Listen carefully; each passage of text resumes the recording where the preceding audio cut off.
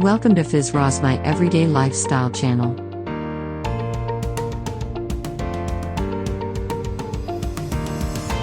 Thank you for your support.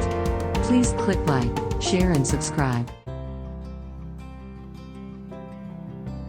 Hai semua, kali ini saya ingin sharekan resepi chicken creamy with mixed vegetable. Bagi chicken creamy, saya menggunakan ayam dada. Adunan sos yang diperbuat dari olive oil, telur kuning, garam, lemon, mayonis dan juga sos Tabasco.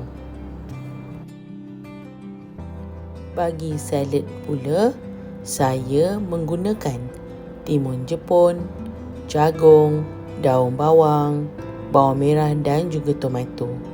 Salad dicampurkan bersama cream cheese dan sedikit black pepper bagi perasa. Semua bahan tadi diletakkan di sekeliling mangkuk dan digaulkan bersama-sama bersama nasi panas. Selamat mencuba semua.